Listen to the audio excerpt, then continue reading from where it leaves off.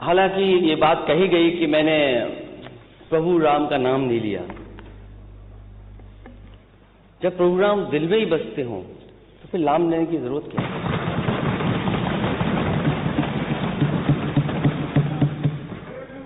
राम पहले भी थे, प्रभु राम आज भी हैं और प्रभु राम हमेशा रहेंगे। जब हम और आप नहीं थे, प्रभु राम तब भी थे, और जब हम और आप नहीं रहेंगे। और उत्तर प्रदेश की जो फिजूल खर्ची पर योगी सरकार ने जो लगाम लगाई, उसका परिणाम यह है कि हम वर्ष 22-23 में हमको FRBM की लिमिट दी गई थी 3 पॉइंट। सुन लीजिए पूरी बात, हमने आपकी बात बहुत गंभीरता सुनी थी, टोका नहीं चाहते थे, टोकना चाहते थे टोकना, लेकिन आप ऐसे नहीं, इसमें मैंने टोका नहीं। 2.86 हम तो सोचते थे कि आपकी पूरी एकेडमिक बहस होगी, इस पर होगी, तो आधा समय तो आपने शेर और शायरी पे निकाल दिया। वो भी आपके न कर सकते, और वो भी हमारे शेरों का पोस्टमार्टम करते हैं, आप जवाब क्या देंगे? उसका पोस्टमार्टम किया आपने, आपके शेर नहीं पढ़ रहे हैं। देखिए, शेर किसी गजल में अगर 5 शेर हैं तो वो अपने आप में 2 लाइनें पूरी बात कहते हैं, बीच में से नहीं निकाला। आप देख लीजिए, हम इसके ऊपर अलग से चर्चा भी कर सकते हैं। आदरणीय अध्यक्ष जी, आपने आदरणीय उदय प्रताप सिंह जी की कविताएं पढ़ी कि नहीं पढ़ी, बताइए। ऐसा है, उदय प्रताप सिंह जी आदरणीय श्री मुलायम सिंह यादव जी के गुरु थे, और जी हाँ, इसलिए बता रहे हैं कि हम उन्हें जानते हैं, हम उनको जानते हैं। आपने कविता की बात करी, और मेरी विशेष रुचि है इस क्षेत्र में, विशेष रुचि है मेरी, और इस विषय के ऊपर बात भी कर सकते हैं। लेकिन मान्यवर, मैं सुनना चाहता था आपसे इस बजट पर जो दिशा वाली बात है, दिशा है इंफ्रास्ट्रक्चर, दिशा है रोजगार, और दिशा है FRBM, दिशा है AG की रिपोर्ट, दिशा है रिजर्व बैंक ऑफ इंडिया की रिपोर्ट। आप देख लीजिए और उस पर बात करिए। हम चाहते थे कि आप उस पर बात करें, निश्चित रूप से। जी हाँ, हम चाहते थे। हमारी FRBM की लिमिट थी 3.50, और हमने उसको बिना इस्तेमाल किए 2.86 ये AG की रिपोर्ट है, हमारी नहीं, हम देखा दे देते हैं आप देखिए। उस AG की रिपोर्ट के आधार पर हमारी FRBM की लिमिट हम 2.86 पर है 22-23 में। 23-24 चल रहा है, इसका रिजल्ट आगे आएगा।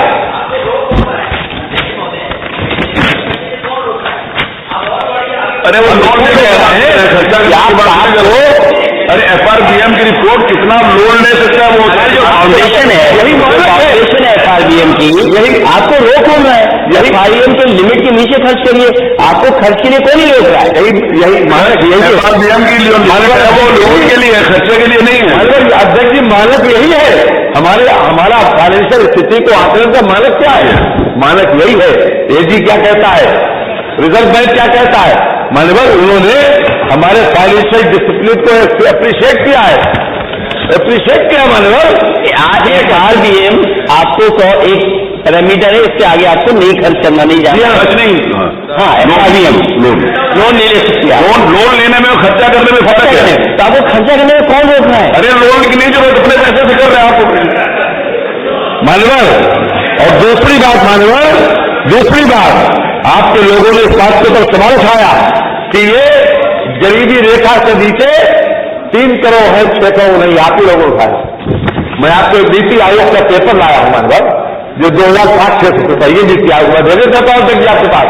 इसमें खास तौर से 5 करोड़ 94 लाख 69 हजार ये है मानवर।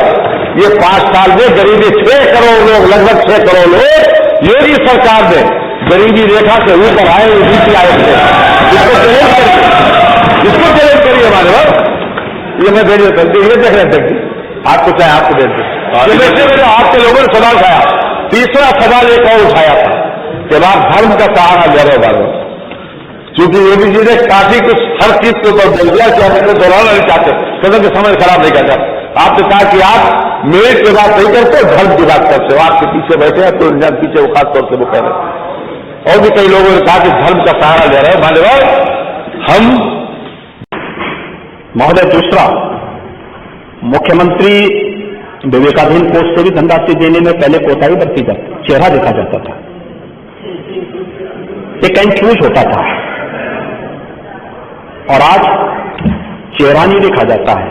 अरे किसी को भी जाएगा, उत्तर प्रदेश का ही तो नागरिक होगा। मान्य विधायक कोई भी हो, जिस पक्ष का हो उस पक्ष का हो, कोई भी हमें देता हम लोग को बिना किसी, और अब तो हमने ये भी व्यवस्था उसमें की है बहुत सारे, उसमें कि उसमें नाम भी ना आए तो भी हम लोग कोड नंबर से भी उसको धनराशि उपलब्ध करवाते हैं, नीडी हो जरूर मिले। हाँ, ये जरूर प्राथमिकता होती है कि ये जरूर प्रयास होता है कि आयुष्मान भारत की धनराशि पहले खर्च हो जाए। जिनके पास आयुष्मान का कार्ड नहीं, उसमें मुख्यमंत्री विवेकाधीन कोष से हम उसको धनराशि उपलब्ध करवाते हैं, क्योंकि ये राज्य का पैसा है, राज्य के लोगों को मिलना चाहिए, बिना भेदभाव के मिलना चाहिए, और यही राम राज्य की अवधारणा है। हम चेहरा देख करके नहीं करते हैं, लेकिन पहले चेहरा देख के किया जाता था, पिक एंड चूज होता था। आज तो सरकार उन चीजों को प्रभावी ढंग से लागू कर रही है। यही नहीं, राजकीय मेडिकल कॉलेजेस में ट्रॉमा सेंटर की स्थापना के लिए, तमाम अन्य व्यवस्थाओं के लिए भी धनराशि की व्यवस्था की गई है।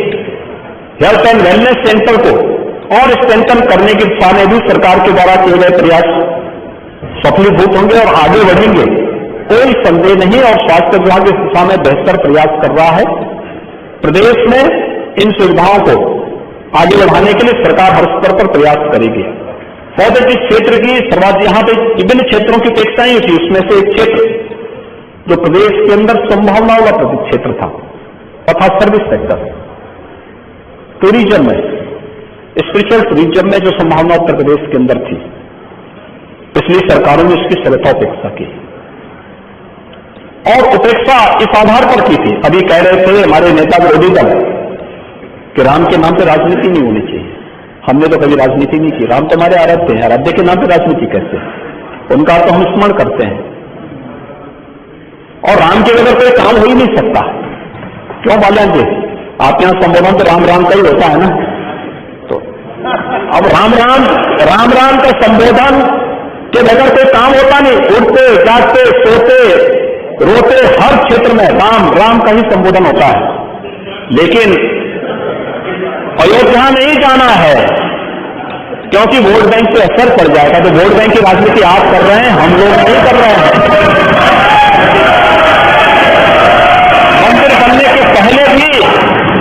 मंदिर बनने के पहले भी जब न्यायालय का निर्णय नहीं आया था, तब भी हम लोग अयोध्या गए थे और दीपोत्सव का भव्य आयोजन किए थे, और आज भी जा रहे हैं और आगे भी जाएंगे, इसमें कोई संदेह नहीं होना चाहिए। लेकिन महोदय, मुझे बताते हुए प्रसन्नता है कि अयोध्या, काशी, मथुरा, वृंदावन, बरसाना, गोकुल, गोवर्धन, नैमिषारण्य, विंध्यवासिनी धाम, देवीपाटन धाम, बरेली का नाथ कॉरिडोर, चित्रकूट, इन सभी के लिए सरकार ने धनराशि की व्यवस्था बजट में की है। मुख्यमंत्री पर्यटन संवर्धन योजना में हर विधानसभा क्षेत्र के भी एक एक धर्मस्थल को विकसित करने के लिए हमने धनराशि की व्यवस्था बजट में की है। प्रयागराज का कुंभ 2025 का 2019 के कुंभ, प्रयागराज कुंभ से भी बेहतर हम आयोजन कर सके, इसके लिए भी धनराशि की व्यवस्था इस बजट में फिर से की गई है। प्रयागराज में कुंभ संग्रहालय की स्थापना हो, इसके लिए भी धनराशि की व्यवस्था की गई है। और आप तो मथुरा वृंदावन के लिए भी कुछ नहीं कर पाए थे, क्योंकि आपको वहां जाने में भी डर लगता था। हम लोगों ने देखिए, दोनों जगह, काशी में भी समाजवादी पार्टी की सरकार ने तालाबंद किया था, और मथुरा में भी जन्मभूमि में पीछे जो पार्क है उसको आप लोगों ने तालाबंद कर दिया था, और ताला हमारी सरकार ने खुलवा, दोनों जगह ताले खुलवा दिए। लेकिन बांके बिहारी मंदिर के कॉरिडोर के लिए भी धनराशि की व्यवस्था की गई है। यहां पर राधे राधे।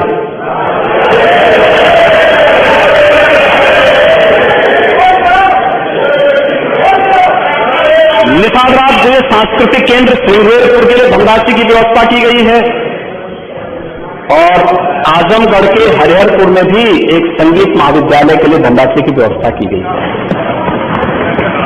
महर्षि वाल्मीकि सांस्कृतिक केंद्र चित्रकूट के लिए भी धनराशि की व्यवस्था की गई है और साथ साथ राजापुर तुलसीदास जी की जन्मभूमि के लिए भी धनराशि की व्यवस्था बजट में है। अयोध्या में विदुर कुटी में तो हम कर ही रहे हैं।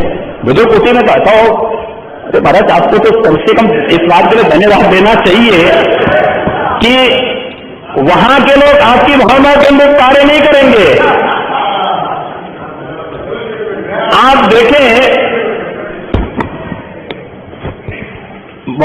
महाराज विदुर के नाम पे वहां मेडिकल कॉलेज कौन बना रहा है? बन रहा है ना। और मैं स्वयं गया था वहां पे, विदुर कुटी पे गया था।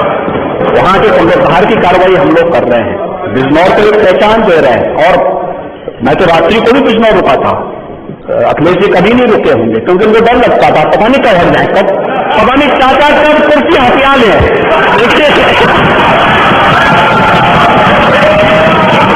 चाचा का अधिकार है, रात्रि को नहीं रुके होंगे। ना ना ना, मुख्यमंत्री पद से हटने के बाद मुख्यमंत्री रहते हुए कभी नहीं गए होंगे, न नोएडा गए होंगे न बिजनौर गए होंगे। अगला उनका देवी के लिए कह दीजिए,